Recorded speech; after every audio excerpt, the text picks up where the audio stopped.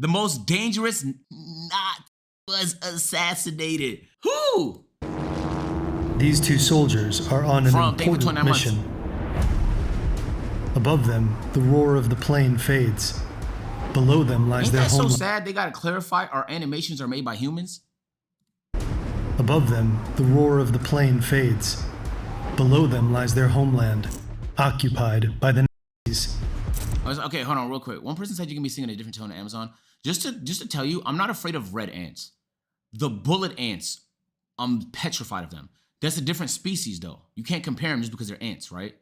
There's a difference. Like even amongst humans, right? There's you and then there's Nazis. Like there's a different archetype of human, and one deserves hellfire, right? Like it's like you can't put us all in one bucket though. You gotta separate the two. And somewhere down there is their target.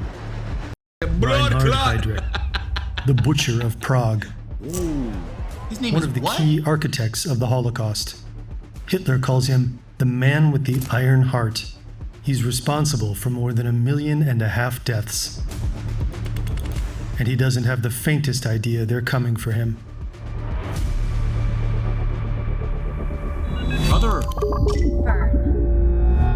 Warning. This video includes descriptions of suicide and mass murder committed under the Nazi regime. Our coverage is largely based on these two books. This is a photo of Reinhard Heydrich and his wife Lena. It was taken in May 1942 at the Wallenstein Palais in Prague, where they attended a concert. Reinhard Heydrich loved Mid-war, he's attending concerts, bro? When would he have time to go to a concert? He's having fun? Music. He's the son of a singer and composer. But despite showing musical talent as a child, he chose a very different path for himself. After graduating from school, he joined the Reichsmarine, the German Navy. Heydrich is tall, blonde, and athletic. He looks like he walked straight out of a Nazi propaganda poster. But this picture-perfect facade is deceptive. He speaks with a strangely thin, high-pitched voice. He's said to have been haunted by deep insecurity and self-hatred. In school, and also in the Navy, people mock him. Rumors spread that he has Jewish roots.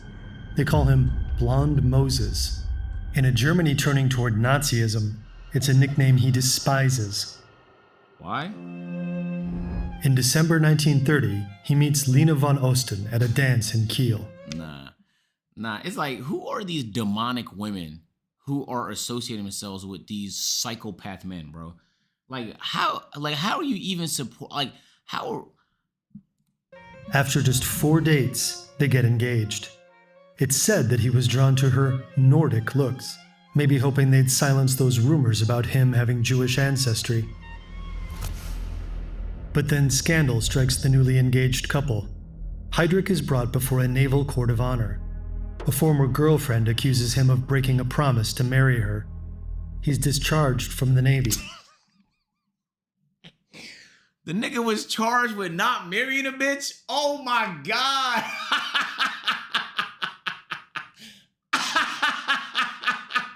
Oh shit. Damn, I didn't know that was something you go to jail for, bro. A humiliating fall from grace. Oh man. But unfortunately, it's not the end of his career. A few months later, a family friend introduces him to Heinrich Himmler. Heydrich joins the Nazi Party and the SS. And from there, his rise is meteoric. In just a few years, Heydrich becomes one of the most powerful men in Nazi Germany. He's made chief of the Reich Security Main Office, the SS and police agency. In 1938, he orchestrates Kristallnacht, the Night of Broken Glass. Across Germany, synagogues burn, Jewish businesses are ransacked, and thousands of people are arrested, beaten, or killed. In July 1941, Heydrich is tasked with planning what the Nazis call the final solution to the Jewish question.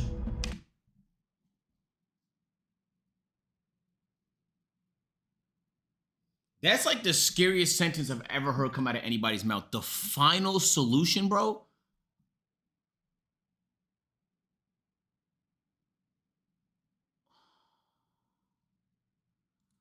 The the blueprint for the systematic mass murder of Europe's Jews. Heydrich is the boss of Adolf Eichmann, another key Holocaust architect we covered in this video. A few months later, in autumn 1941, Heydrich receives a significant promotion. He's sent to Prague as Deputy Reich Protector of Bohemia and Moravia. Nazi Germany occupied the Czech lands in 1939, and the Reich Protector, Konstantin von Neurath, governs the territory. But von Neurath is considered too lax, so Heydrich becomes the de facto governor. Too lax? He definitely isn't too lax. Hitler has sent the man with the iron heart. Heydrich orders mass arrests, executions, and deportations. Thousands of Czechs are sent to concentration camps. His reign of terror earns him a title that history will never forget: the Butcher of Prague. Oh my God. To the outside world, it appears Heydrich has crushed the Czech resistance. But in the shadows, a plan to assassinate him is in motion. Who's coming up with these scary nicknames? While Heydrich makes himself comfortable with his family in his castle near Prague, hundreds of kilometers away, two soldiers are training to kill him. The Czech government is in exile. Its leaders are in London. Czech military intelligence is cooperating with the British Special Operations Executive. Together, they plan a top-secret mission to assassinate Heydrich. Operation Anthropoid. Enter Jan Kubiš and Josef Gabčík. Meeting in Poland in 1939, they eventually join the French Foreign Legion, the only way to fight back. In the ranks of the Legion, they become good friends. After the fall of France, Czech forces are moved to Britain. In the autumn of 1941, Gabčík is chosen for Operation Anthropoid. When his partner suffers an injury during training, Gabčík insists that Kubiš be the one to replace him. Both men are proud soldiers who had watched their homeland fall to the Nazis without a fight. Now they're determined to strike back, no matter what the cost. Together, they prepare for one of the most dangerous missions of the war: to strike at the heart of the Nazi regime. Nah, the most dangerous one is being in the front lines. The people in the front lines are just like human shields, bro. Like, you're not doing nothing productive except making sure the guy behind you has a better chance of being alive. That, in my opinion, is the most dangerous shit. Just like the fact that people have to run into gunfire knowing they're not gonna make it. You're not gonna make it. That, in my opinion, is way more dangerous. 3D scenes like these are made by humans. Because they're expecting you. Drops its deadly cargo. Gabčík and Kubiš. Get captured and heavy tortured is snow worse. blinds the crew, making navigation nearly impossible. So they accidentally drop Gabčík and Kubiš at the wrong location. Oh, say goodbye. Instead of landing east of Pilsen, they end up east of Prague. As they approach the ground, Gabčík misjudges the height and injures his left foot. Now they have no idea where they are. It's night, and it's cold. Damn, it sounds like they got a survival The two series. soldiers bury their parachutes in the snow and take shelter in the abandoned tunnels of an old stone quarry. Their landing hasn't gone unnoticed. During the night, a local gamekeeper heard the plane, climbed onto the roof of his house, and saw two parachutes heading toward him. You'd rather be tortured? Okay, obviously it's easy for me to sit here as a streamer behind my fucking desk and tell you that I'd rather be captured and have a chance to live than to just get fucking shot and drop dead. But I would like to think that I'll always try to live, bro. Unless it's my time to go, God's gonna take care of that for me. But as long as I'm alive, there's something I'm here for, bro. The next morning, he finds the buried parachutes and follows a trail of footprints in the snow. It doesn't take him long to find Gabčík and Kubiš and confront them. Yo, them niggas is not slick. The young men pretend to be surveyors, but their cover story quickly falls apart, and they reluctantly admit the truth. Jones, bro. Luckily, the gamekeeper wants to help them. They're stunned to find out they've landed 20 miles from Prague, far from their contacts. Gabčík is injured, and the mission already looks doomed. But then, fate intervenes. A local miller, who also heard the plane that night, tracks them down. He's a member of Sokol, a banned Czech nationalist group, and offers to connect them with the underground network. Hold on, Sin is calling. In Prague. It violates the strictest rules of their mission. No contact with the local resistance until their mission is over. Yo, Sinner, how was your Sure. How was it? But they're desperate. They have no choice but to accept help. Over the next few months, they're sheltered by a network of brave families, ordinary people risking everything to feed and hide Did she them. leave? She's probably typing Reinhard a lot of Heydrich adjectives. is busy organizing the infamous Wannsee Conference, a meeting called to streamline the mass murder of Jews. He doesn't realize that all the while, two men are observing him, learning his habits, noting every Yo, if I ever looked outside my window, nigga, I seen two goofballs with binoculars and notepads outside that motherfucker, though. It was amazing. I ate every bite. Heard and you, ritual. heard you. They even have inside help from people working in his He castle. has no cams, They nothing, sketch huh? out several ideas for how to take him out. An attack at his castle or his estate isn't an option. The SS guards them too It's like a closely. hitman mission. But they see another opening. Heydrich always travels without guards, accompanied only by his chauffeur. It's the one time he's exposed. So they decide to strike while he's on the road. Smart. They consider stretching a wire across the street to force his car to slow down, but time is running out. They hear rumors that Heydrich might leave Prague soon. The pressure mounts, and they need to move quickly. May 26, 1942. In a magnificent concert hall, Heydrich and his wife enjoy compositions by his father, Bruno. Not far away, two men finish their final checks. Tomorrow, they'll attempt to kill the Butcher of Prague. Gabčík is armed with a British Sten gun. Kubiš holds the explosives. Oh, yeah, I They used pack that two gun in, briefcases. One contains the disassembled Sten World gun, War II. while the other holds two bombs. To an observer, World at War, I the should say. briefcases look ordinary. The weapons are hidden beneath layers of fresh grass. It's the perfect cover. With wartime food shortages, many locals keep rabbits, so carrying grass for feed is a common sight. The next morning, Reinhard Heydrich's day begins peacefully. It's a fresh spring morning. He finishes breakfast and plays with his 3 children. His wife is pregnant with a 4th. Yeah, okay. Look, obviously, this guy's a fucking subhuman animal, right? Right? You get a lot of hate in his heart. I'm just like, I wonder, like, what's going on in her mind when he's just, like, systematically exterminating people. You know, when you're pumping out fucking kids, like, I wonder what's going on in her mind, bro. It has to be amazing there. At around 10 o'clock, he leaves the safety of his castle with his chauffeur. On a narrow street in the Liebane district on the outskirts of Prague, Gabčík waits. Kubiš is positioned here, just a few meters away. Both have stood here for over an hour, tense, silent, ready. Then, finally, Heydrich's Mercedes-Benz pulls up. Oh, he had a Benz? Not yet. Not yet. Now, Gabčík steps forward, throws off his raincoat, raises the Sten, and pulls the trigger. But nothing happens. These niggas suck! They suck! Them niggas landed in the wrong spot, got injured because they know how to fucking land properly. They got the help of a fucking guy who tracked them down into a cave. They finally figured out where the nigga's gonna be at, and the gun doesn't shoot. They fucking suck, bro. Jesus, man. How do these guys have so much plot armor, bro? Months of training for this one moment, and the gun jams. Maybe grass clogged the mechanism. The Sten had a reputation for jamming easily. Or maybe it's just bad luck. We'll never know. Heydrich thinks there's only one attacker, so he yells at his driver to stop and draws his pistol. Really? Kubiš Just run him seizes over. the moment. But he misjudges his throw. You're lying.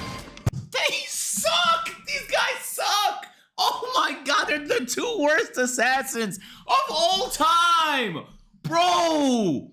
Hit a shot, brother! Heydrich survives.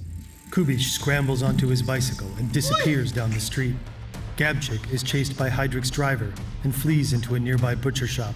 When the driver bursts in, Nigga said Drake May ass throw.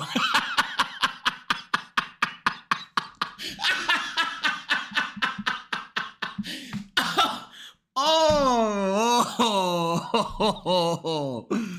Gabchik finally makes the Sten work, shooting him in the leg. He made the gun work all of a sudden? When the driver bursts in, Gabchik finally makes the Sten work, shooting him in. And shot him in the knee. These niggas suck.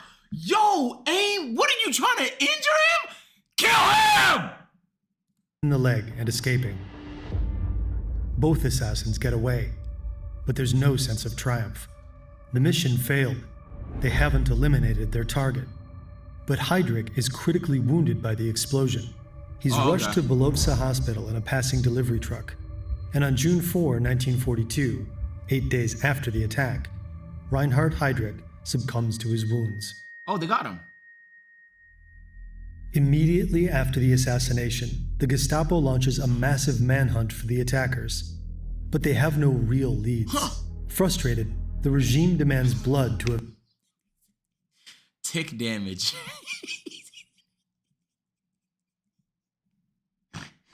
Yo, our brains are so rotten by fucking video games, bro. Avenge the death of the deputy Reich protector. The Nazis choose the village of Lidice, which has 503 residents, for their revenge. They suspect some within the village support the attackers, but there's no real evidence of this. Im Zuge der Fahndungen nach den Mördern des SS-Obergruppenführers Heydrich wurden einwandfreie Hinweise dafür gefunden, dass die Bevölkerung der Ortschaft Lidice bei Kladno dem in Frage kommenden Täterkreis Unterstützung und Hilfe leistete.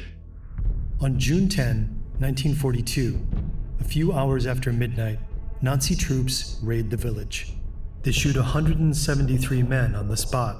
The women are sent to Ravensbrück concentration camp. Children under a year old and those selected for re-education through placement in German families remain alive. All other children are killed at the Chelmno extermination camp in Poland. Of the village's former 503 inhabitants, only 143 women and 17 children survived the war. After murdering or deporting the villagers, the Nazis destroy the entire village. That's just the fucking homes, evil. the church, even the cemetery. They film the entire process. By 1943, only this empty field remains. For the Nazis, the destruction of the town is symbolic of their power. Usually, they would try to hide their war crimes, but this time their brutality is on full display. The bloodbath turned into propaganda. Nachdem die Einwohner dieses Dorfes durch ihre Tätigkeit und durch die Unterstützung der Mörder von SS-Obergruppenführer Heydrich gegen die erlassenen Gesetze schärfstens verstoßen haben, sind die männlichen Erwachsenen erschossen, die Frauen in ein Konzentrationslager überführt und die Kinder einer geeigneten Erziehung zugeführt worden. Bad time for a nigga named Demon Teresa, by the way. Just wait for the next video game. Die Gebäude des Ortes sind dem Erdboden gleichgemacht und der Name der Gemeinde ist ausgelöscht worden. Operation Paperclip. I'm But unfamiliar even with after that. burning Lidice to the ground and murdering most of its inhabitants, the Nazis aren't done. They want to find the men behind the attack. Bro, what was the So point they of- announce an amnesty. Anyone who comes forward with information will be spared. And there's a reward, 1 million Reichsmarks. One of Gabchik and Kubish's comrades takes the deal. His name is Someone in the chat said, imagine being killed by the two worst assassins in the world.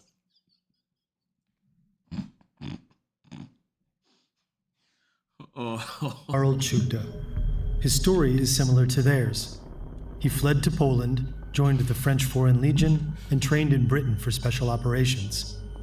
He was also brought to the Protectorate for a mission.